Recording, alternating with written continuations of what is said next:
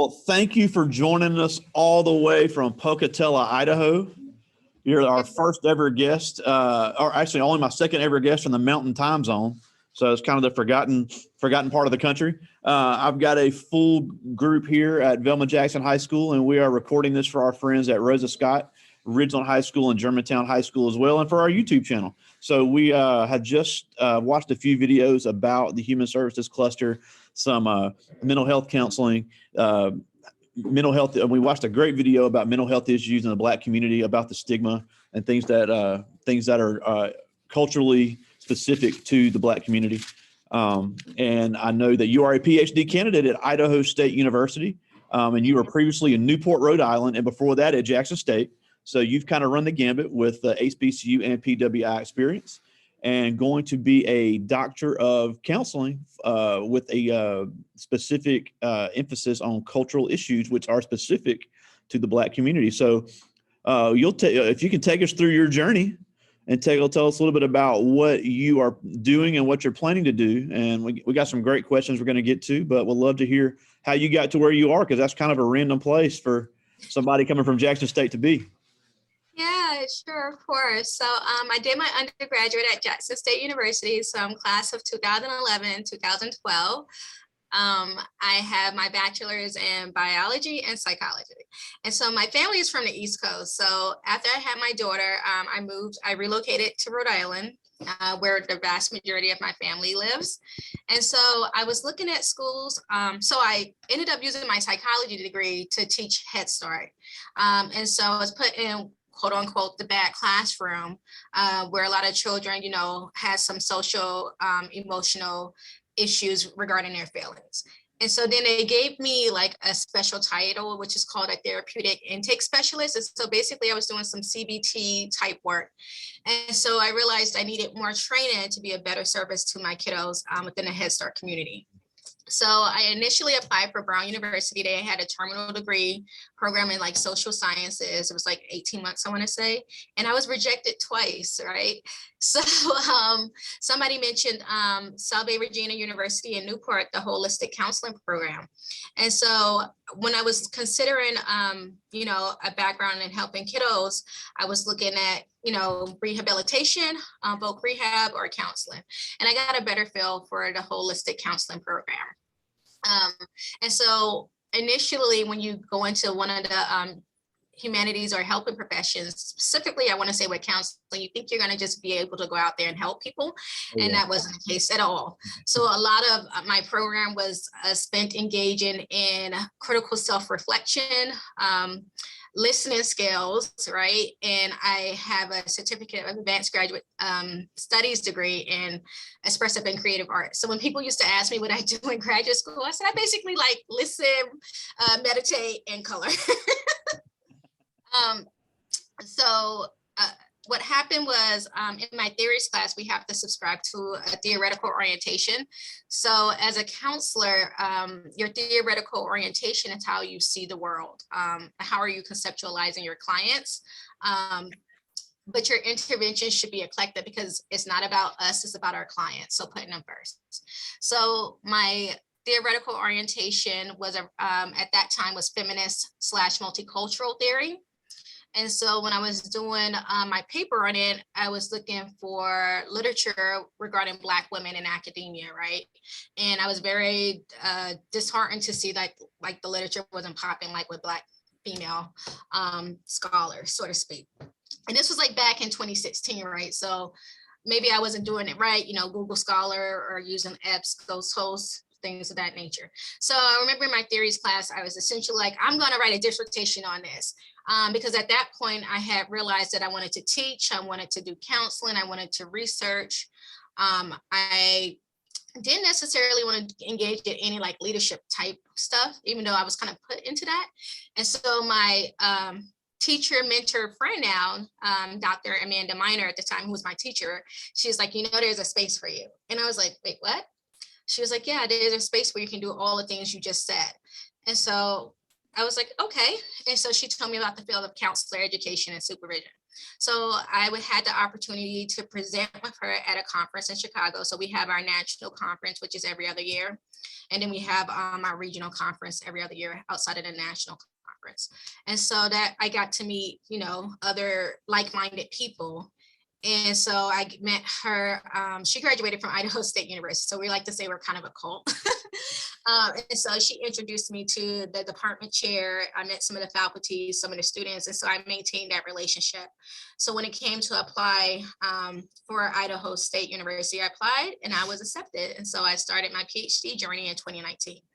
So in just about 30 days, I will be Dr. Nelson. I'm at the last final stages of my dissertation where I'm doing like the implication sections. So basically how does this benefit everybody? So my dissertation is, what is the process of support and retention for Black women counselor educators at predominantly white institutions and KCREP accredited counseling programs? And so kind of like the culmination of what I said I was going to do research on, right? Reason being is because I'm an emerging Black woman counselor educator. More than likely, I will end up at a PWI because of KCREP. And so that's our accreditation body, right? Yeah. And so just wanted to know what the support looked like, how are we retained in our positions? Because more often than not, Black women will exit the academia as a whole, and kind of end up in private practice just to protect their mental health. So that's a little bit about my journey in terms of how I am where I am today, and doing all the things. Well, and that's a good segue to what you said, because we just watched a video about the mental health in the Black community and the emerging Black mental health, the Black mental health professionals, how they're so needed. And that's because the research done for hundreds of years on mental health was based completely on white people. Yeah. So how important is what you're doing in order to not only supervise the counselors that you'll see, the counselors you'll lead, but for the support of the mental health of the Black community as a whole? Very imperative. So I'm actually teaching. So another part of my background is I have a trauma lens. So I see the world through a trauma lens. And so I, have studied intergenerational trauma. And so within our crisis and trauma course, I teach specifically on race-based trauma.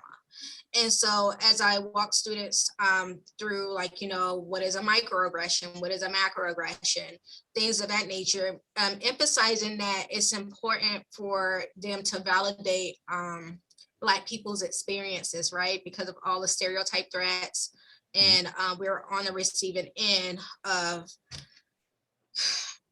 just racist behaviors. So extremely important because a lot of people don't realize what intergenerational trauma, trauma can be inherited, right? So I often will tell my students that we're still suffering the effects of the transatlantic slave trade, where we code for PTSD and depression in our genetic makeup, right? Absolutely. And so people are surprised when I say that. And then I do make the comparison to the Holocaust. Like, we never want to forget the Holocaust. And we know that people like Jewish people are still suffering, from their grandparents and great grandparents. So when we make the comparison to slavery, it's kind of like, oh no, we don't want to talk about that. And so in uncovering a lot of those, conversations, that's how healing can begin.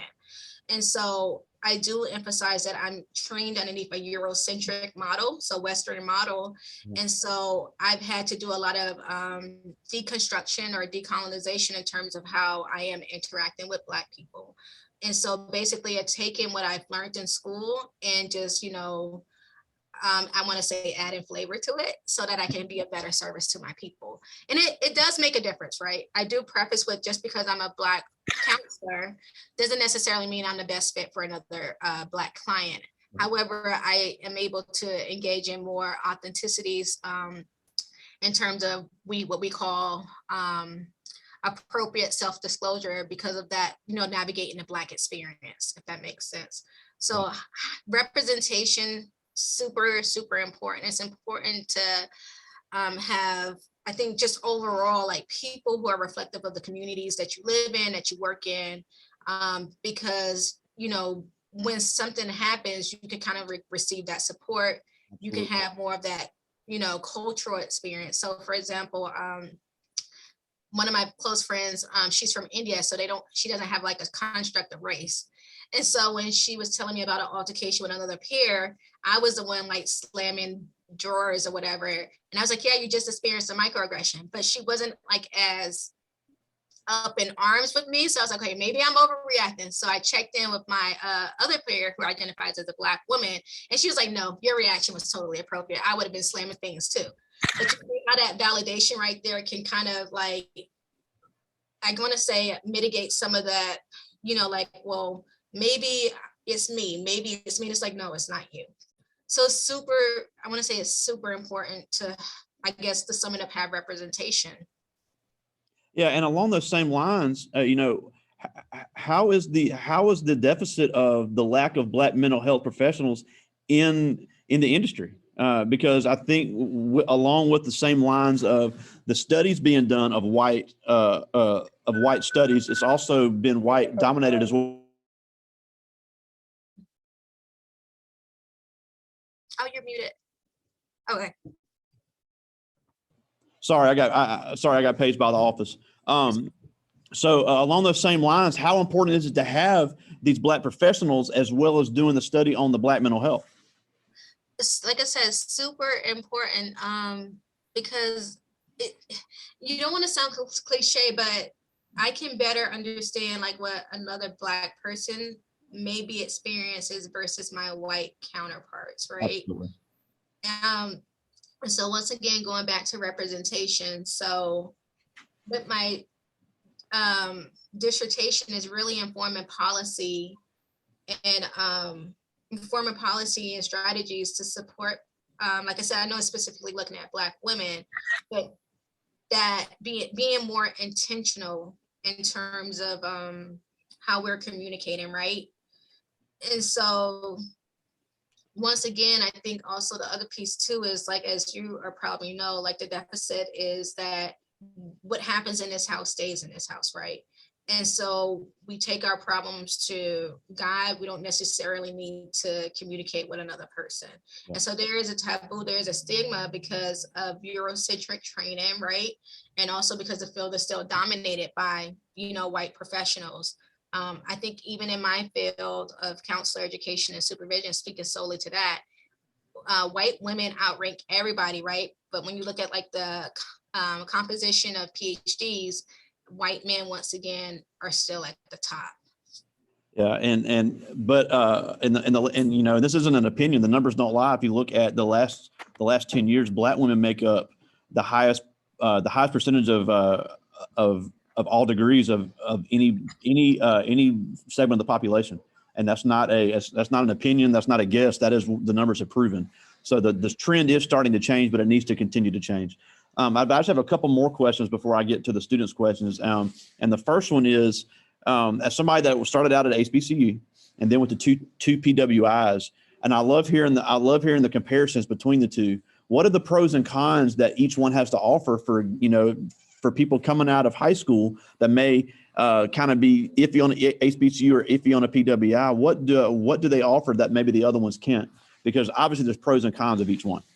Yeah, so I would say the pros of attending an HBCU is it's like a extended family, right? It's always a good time. Like I went to homecoming for Jackson State this past October, and it just felt so good to be around my people, just be around like Black excellence. So you have like this extended family, like your cousins, like your aunties, things of that nature, and they really understand like what it is that you may be going through, especially when it comes to like identity formation. So that's definitely, I would say, like the major pro. You're going to receive more support. You're going to be taken care of. They're going to look out for you. They're going to correct you, and it's done in a loving way. A major con, I would say, of attending an HBCU, right, is not having exposure to other cultures, obviously. And so lack of resources. So HBCUs, in my opinion, they're underfunded, right, when it compared to PWIs. And so that's like a disparity that I often see. Attending a PWI, major pro is resources, right? like you have more resources that are accessible, readily available to you at your disposal. You don't really have to go without if you're at a PWI, just generalizing that experience. But once again, a con is, you may be on the receiving end of microaggressions, stereotype threats, and not have the supports put in place because of how we're often depicted, looked at, things of that nature. And go ahead. Yeah, and I can just say, and you talk about the lack of exposure to multiple cultures. I think it could be the same thing for people that grew up in Idaho. There's not a whole lot of Black people in Idaho, so I don't think it's hate coming out of the heart, but they haven't been exposed to it. The microaggressions could come there just by media conceived stereotypes. Yeah, and so I'm glad you touched on that. So interestingly enough, so like Newport is more diverse than Idaho. So when I was preparing to come to Idaho, it was my Dr. Miner was just kind of like, Amirah, you might be in for a culture shock. And I was just like, no. Reason being is because I grew up in Slidell, Louisiana. So I attended a predominantly white high school, grew up in College Park, Georgia, went to Banneker High School, which is more Black, right? And so when I got to Idaho, it was just like, oh, this is different. And I think one of those reasons is because we talk about intersectionality within our profession, right? And so a vast majority of my students identify with Latter-day Saints. So that culture, you guys may know them as Mormons. Yeah. And so they have really strong religious values where it's very patriarchal and it can be hierarchical in nature. Yeah. And so when we are teaching our students, I'm probably like the first Black person that they've encountered in their life. Wow. Outside of seeing TV. So wow, yeah. That could be overwhelming. And the funny thing is I've been to Wyoming and Montana, which is the same part of the country. And it was even weird for me as a tourist being there. It's a beautiful, beautiful area, but it is very different. Now, before I get to the students' questions, I do want to ask, I hear a lot of kids say, I want to be a counselor. I want to help people. But it's a lot more to it than that, because you have the heart for service, but you have to understand brain function. You have to understand environments. You have to understand cultures. You have to understand triggers, PTSD, social issues. And you also have to know that obviously, and we talked a little bit about it, that in the Black community, there is that stigma. So all that has to go into one. So what all does it take to become a successful counselor? I think I will say having supportive faculty, right? That's number one. So if you're very blessed, like I was, to be at in institutions or spaces that support your development and growth as a counselor. And so finding a program, one that's CACREP accredited, so meaning that when you graduate, you could take the next step to gain licensure. And so really, when it comes down to counseling, it's about engaging in critical self-reflection. So listening, that's a big key component of counseling. Being able to listen to other people, being able to listen to yourself, right? And being able to integrate feedback, constructive feedback, because we're preparing you to develop your clinical skills to go out to help others. And so I do have a supervision model. And so I'm looking at how students are conceptualizing their clients, how they are, the types of interventions that they're using. And I focus on the personalizations that may come up. Reason being is because we have this model, which is called the Multicultural Social Justice Core Competencies. And so basically we're looking at privilege and oppression, right? So as a counselor, I'm oppressed because I'm Black and I'm female. And so a lot of my clients, they identify as privileged because of, the majority of them are white. And so how does that, what does that interaction look like within the counseling section? So we go over like what we call pre-prac skills, so basic counseling skills. And so we're looking at like, how are you conveying warmth, for example, like your body language? How are you engaging, making contact with the client?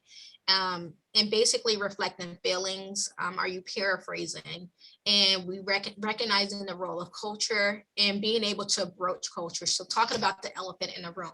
So making the unknown known. So those are just some basic key tenets of what an effective counselor or what somebody is looking for in an effective counselor. Yeah, and I'm glad you said that too, because I always hit on the communication skills, because people, these kids want to get so mad at me when I make them present something.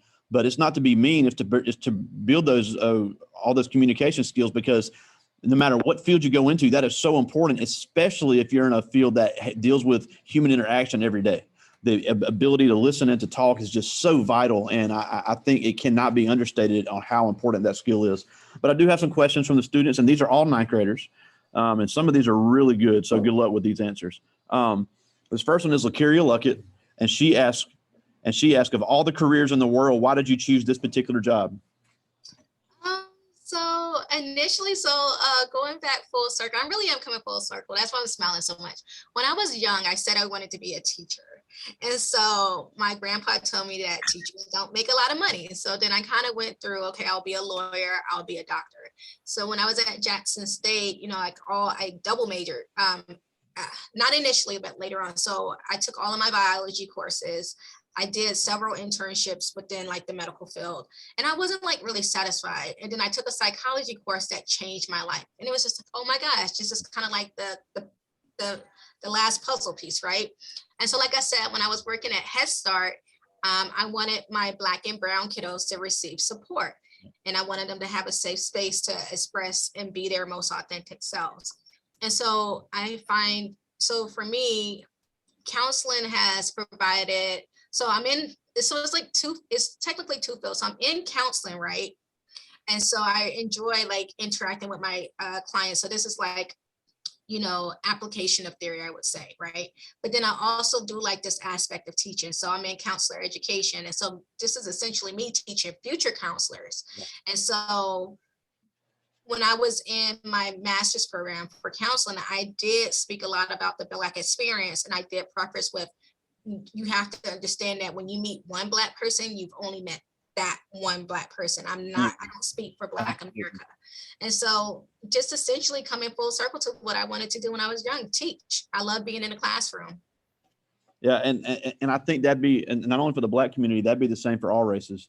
You got to see everybody as an individual. Just because you meet one doesn't mean you met all of them. This is Lamar Kennedy, and he asked, what strategies do you use for crisis intervention? What strategies do I use for what? For crisis intervention. Ooh, so crisis intervention is completely different than counseling, right? So with crisis, I'm looking at what problems need immediate attention, what problems can kind of like we can wait on, and what problems can we just put on the back burner, right? So my role switches because I'm essentially trying to put out their fire. So what happens is I'm lending my prefrontal cortex. So because their prefrontal cortex is offline. So I'm probably going to engage them in factual information. So, I may ask them what is 1 + 1, everybody, 2. So I'm trying to get their system back online. So when you're looking at crisis, so we have what's called the window of tolerance. And so this is going into like neuroscience type stuff. And so I'm trying to get that person back within their window of tolerance. So when you think of the window of tolerance, you think of hyperactivity, you think of hypoactivity. So hyperactivity is where you're engaging at that fight or flight type responses. And then when you're hypo, right, that's like more of that freeze and fawn into behaviors. So my job right then is to get them back into their window of tolerance, and that could look different for each client. That also goes back to the counseling field. I mean, you have to know at least the basic neuroscience and the functions of the brain. That is an extremely important part of psychology. That doesn't mean you're a neurosurgeon, but you have to know how the brain works. It's just so important because everybody's works differently. This is Leonard Garrett, and he asked, how do you stay patient with the people you are helping? Oh, that's a tough one. So that is a tough one. So we have, it's levels. And so I think about Meek Mill's song, right? It's Levels, if you've heard that song. And so a big part of our counseling identity is receiving supervision, right? So that can be receiving supervision from another licensed professional counselor. It could be peer supervision, where I'm engaging with my peers, friends, for example. And so basically talking to somebody else about what it is that you're experiencing so that you can have patience. And so as you grow in your clinical skills, right, you develop what we call the stress tolerance. So you may have like, oh my gosh, I really don't want to see this client at 9 o'clock, yada, yada, yada. You get all it out. But when they enter your door, your stuff goes to the back and you are very present and centered with that client.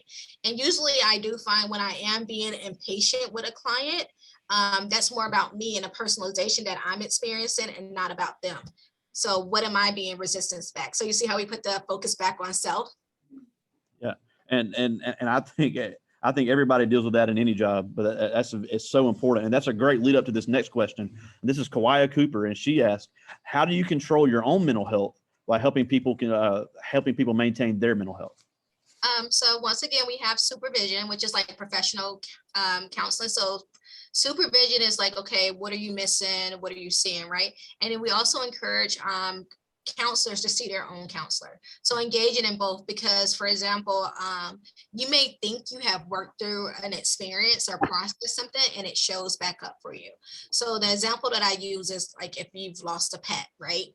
And so we don't control what our clients bring into our offices. And so you may think you've processed that, you've dealt with it, but then you get somebody who's sitting in front of you and they're talking about their experience of losing a pet, and it brings up some feelings for you. You begin to feel sad. And so if you're noticing like your focus is shifting away from the client to your own personal experience, you might want to go talk about it in person counseling or receive professional supervision. Yeah, I mean, and it's just, I mean, again, the line of communication has to stay open at all times. Now, this is something we talked about. This is Reginald Cooper, and he asked, "Why do you think there is a stigma in the Black community for mental health?" Once again, like I said, because it's been dominated by white people. And so a lot of people think, so I'll talk about my experience. So my experience, I often feel alienated from the Black community because I did my counseling program. I started it in 2015. And so you're going to you kind of hear a lot of that. You're going to let a white person diagnose you. You're going to let a white person tell you what's wrong with you. There's nothing wrong with you, right? And so just by having another individual listen to you can be so cathartic, right? Just having a space an hour a week, right? Because most counseling sessions are an hour, listen to you and what you're going through. And, not only validating you, but helping you to work towards the goals that you're setting, right? And we have a vast array of skills that we use. So with the stigma, going against the grain, because we don't like to be shunned by family. And so you want to do everything to stay within, to stay within our family settings. So when you begin to change, like I did, it creates ripples because you're not the person that they think you should be or you want to be. So I think to combat that, once again, recruiting more Black and Brown people into the profession of counseling and the field of counselor education, which can be very beneficial. I have students, grad students who are at the master's programs that say, by seeing me at the PhD level, it makes them want to be able to get their doctorate degree to teach other counselors. So it's like almost like this domino effect to kind of combat like why it's such a big stigma, because like sometimes we just don't know and we fear what we don't know. Yeah, and along the same lines of the domino effect, you say Jackson State really is starting to be the pipeline as far as HBCUs for having these mental health professionals. And we did watch a short video on their Department of Social Work, which is a great start for anybody that wants to get into this field. And there's a lot of hands-on experience you could get as a college student to get that experience, in internships there, because there's a big need for it here, and you can have that on your resume to go to these big universities and become a PhD. So I think the opportunity here in Jackson is very large for any of these young people that are interested. I've just got one more from the students, and this is Dakila Nettles, and this is a great question. She asked, "How do you deal with people that don't trust counselors?" So once again, like we have like some skill sets that we employ. And so I level with them. And so one, I recognize it takes a lot of courage to walk into my office. And two, I broach culture. So I talk about it, what is it like for you to work with a Black female counselor or a Black woman that is a counselor, right? So we have this, it's become a buzzword now. You probably heard of it, intersectionality, where we recognized different social identities make up a person, right? So if you look at me, you can tell I'm Black, unless I tell you I had Native American in me, which is like further up the line, right? But when you look at me, you kind of have this picture, or she's Black, she identifies as a woman. I can reveal my age, so we have those invisible social identities that we don't make known. So my sexual orientation, for example, is I'm straight, but you wouldn't know that unless I reveal that right to you. And so by engaging in appropriate self-disclosure or broaching culture, I can usually get to some kind of common ground with them, because at the end of the day, we're all human, right? And so it's being able to level with them to understand them. And then I do preface with, this may not be the type of counseling relationship that you want, because all counselors have their own style of counseling. Absolutely. Now we're almost out of time. We thank you so much, and congratulations on your upcoming new title you have coming. But I just think it's, both of us are in similar seats, and what we do is so important, because like you said, a lot of the times you're the only one in the room, and a lot of the times I'm the only one in the room. But it's important to have that mixture, and to have that culture mixed with everybody, because it's so important to be knowledgeable of all cultures. And like you said, just because you meet one doesn't mean you meet all of them. Exactly. And I think that's so important for anybody watching now, watching later, to understand that, don't let that stereotype hold you back from being so successful, because you're a perfect example of that. But before we go, and I'm just blown away at your credentials and some of the stuff you've done. You just have an unbelievable resume. It's really impressive. And then being up, and being so vulnerable, and going to a far off school that, where that's crazy. People have been alive 20 something years, never met a Black person. I've never heard of that. But, being a Black person in America, like everybody that's here with me now, they're going to have these obstacles that they're going to face. It's not a matter of if, it's a matter of when. I always say the world owes you nothing. The world owes me nothing. Even being a white male, the world owes me absolutely nothing. The world's done me no favors. And it's even harder being Black in America. So even if they never want to be a counselor, they never want to go to college, they just want to be a career person and work hard and support their family, what can they do now as ninth graders in America, young Black kids, to be just as successful as someone like you? I'm going to take Judge Mathis' quote. I really liked his quote. He said, find something that you enjoy doing for free and figure out a way to get paid for it. Wow. So believing in yourself, and, staying true to your passions and dreams, and, it'll come full circle like it did for me. Like, I wanted to be a teacher, and it was a dream deferred. And like, look at me now, like I'm going to be teaching, and I'm going to be a doctor. So. Awesome. And everything you get, you deserve. Congratulations. It's absolutely incredible. And next time you're in Jackson, we got to get together. I think that'd be a lot of fun. Yes, definitely. Will do. All right. We'll talk to you soon, my friend. All right. Bye. See ya.